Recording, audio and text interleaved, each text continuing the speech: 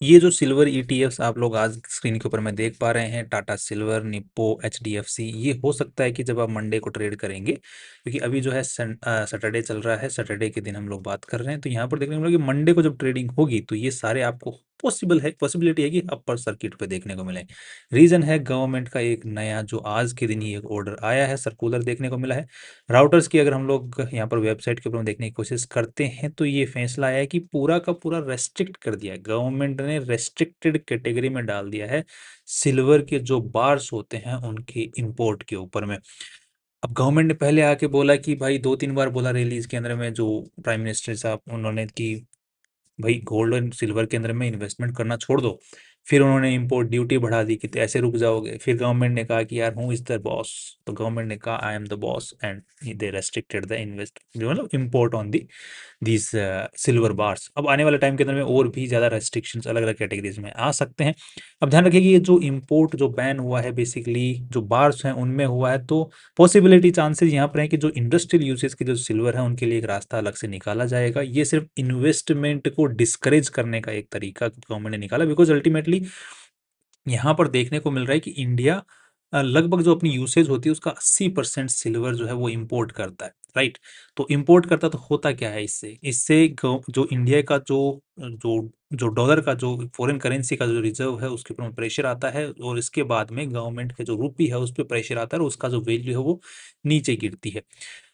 तो उस जो डिवैल्यूएशन हो रहा है जो रुपी का उसके ऊपर, और साथ में जो डेफिसिट बढ़ रहा है इंपोर्ट और एक्सपोर्ट का जो बैलेंस है वो बिगड़ रहा है, उसको रोकने के लिए गवर्नमेंट ये कदम उठा रही है, राइट। तो ये अच्छे कदम से वैसे काफ़ी जो लोग हैं उसको अच्छा कदम भी मान रही है, बट इंडस्ट्रियल यूसेज के लिए, बिकॉज अल्टीमेटली अगर सिल्वर को पूरा ही बैन कर देंगे तो फिर इंडस्ट्रियल यूसेज तो बहुत सारी फैक्ट्रीज, वर्कर्स, कंपनियां इफेक्ट होंगी, तो उसके लिए एक अलग से रास्ता निकाला जाएगा, ऐसा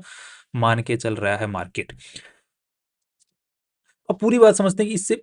ये सिल्वर ईटीएफ्स क्यों भागना चालू हो जाएंगे। अब सिल्वर ईटीएफ्स काम कैसे करते हैं, बेसिकली जैसे आप लोग यहाँ पर बटन दबाते हो, जैसे आप लोग मान के चलो ग्रो के अकाउंट में गए या फिर जेरोदा के अकाउंट में गए, किसी भी अकाउंट में गए, आपने जाया गया कि यार टाटा सिल्वर ईटीएफ मुझे सिल्वर में इन्वेस्टमेंट करना, आपने यहाँ पे यूनिट्स डाला और अल्टीमेटली आपने बाय का बटन दबा दिया। अब हो सकता है पॉसिबल ये चांसेस हैं कि जिसने सामने से आपको जिसने भी आपको यूनिट्स बेचे हैं, शेयर्स बेचे हैं इस ईटीएफ के, उसके पास में पहले से पड़े होंगे, पॉसिबिलिटी ये है।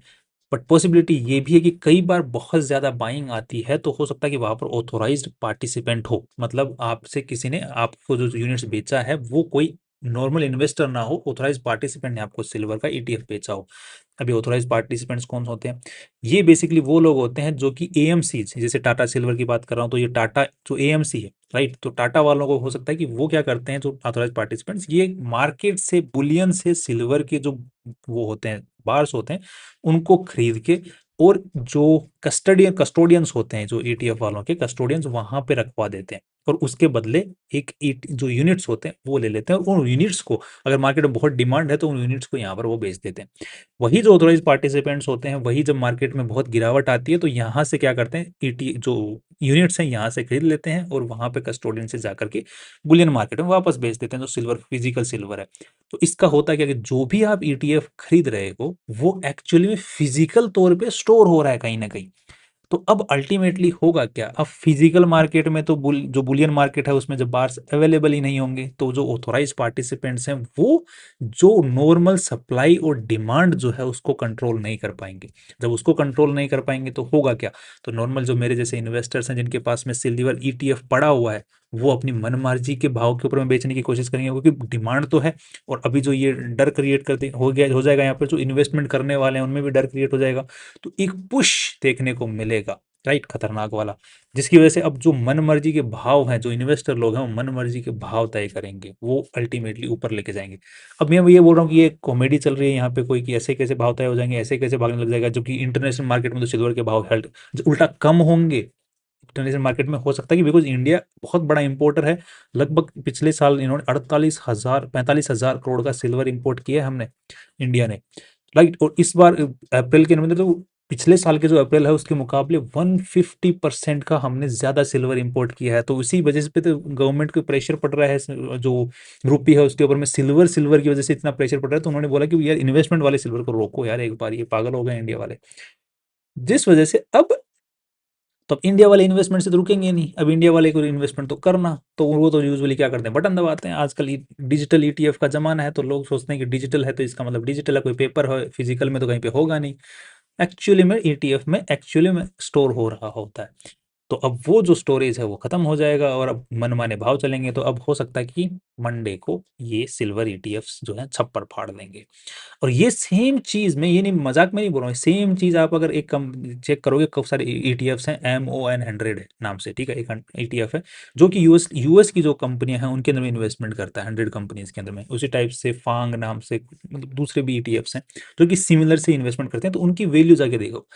जैसे M100 वो मोतीलाल ओसवाल का है, तो M100 की जो NAV चल रही है वो 270-80 के आसपास में चल रही है, और जो उसका ETF चल रहा है उसका प्राइस दिखाऊं तो यहाँ पे प्राइस चेक करो, यहाँ पर देखने मिल रही है मोतीलाल ओसवाल के जो ETF है, मार्केट में जो भाव चल रहा है वो 329 रुपये चल रहा है, जबकि INAV जो कंपनी ने जारी कर रखी है, मोतीलाल ओसवाल वालों ने वो जारी कर रखी है 276 की। तो यहाँ पे देखो कितना ऊपर चल रहा है। अब ये क्यों चल रहा है, 55 रुपये ऊपर चल रहा है, 55 रुपये का मतलब हो गया लगभग 20% के आसपास में। अब ये ऊपर क्यों चल रहा है, बिकॉज इंडियन गवर्नमेंट ने बैन लगा रखा है कि आप $8 बिलियन से ज्यादा का इन्वेस्टमेंट बाहर म्यूचुअल फंड वाले की तरीके से नहीं कर सकते। तो अब नए यूनिट्स जारी नहीं होते, नए यूनिट जब AMC जारी नहीं कर पाता तो क्या होती है, मनमर्जी चलती है। जिनके पास में पहले से यूनिट्स हैं वो बोलेंगे हम तो इतना महंगे में बेचेंगे, तो खरीदने वाले खरीदते हैं, कि जिनको लगता है कि यार फॉरेन इन्वेस्टमेंट तो ऊपर जा रहा है, इंडियन इन्वेस्टमेंट ही बेकार हो रहा है, तो वो खरीदने वाले खरीदते हैं, बेचने वाले बेचते हैं महंगे के अंदर में, और दूसरे जो पब्लिक है वो खरीदती भी है महंगे के अंदर में।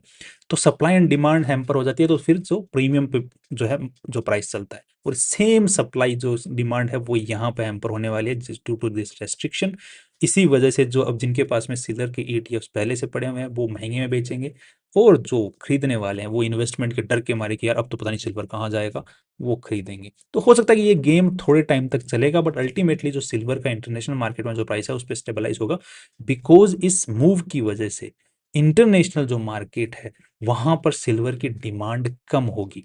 तो हो सकता है इंटरनेशनल मार्केट में सिल्वर कम हो जाए, बट इंडिया के अंदर ड्यू टू दिस बैन एक बार उछाल देखने को मिले, जिसकी वजह से मैंने बोला कि जब ETF के अंदर में ये चीज देखने को आपको मिलेगी। इसके अलावा आपको जो सराफा मार्केट है वहां पर हो सकता है पॉसिबिलिटी कि वहां पे भी महंगा हो तो कुछ टाइम के लिए, बट अल्टीमेटली जब ये बैन हटेगा तो इंटरनेशनल प्राइसेस के ऊपर में वापस सिल्वर का प्राइसेस आ जाएगा। तो एक हड़बड़ी में चल के इन्वेस्टमेंट करना सही नहीं रहेगा, मेरे तो मानना ये है। एंड बाकी आपको मैंने पूरी न्यूज है एक अच्छे तरीके से समझाने की यहाँ पे कोशिश की है। आपका कोई भी सवाल होता है आप कमेंट सेक्शन में पूछ सकते हैं, and if necessary we will make another video, अगर कोई भी बात मतलब समझे बिना रह गई होती है। Okay, finally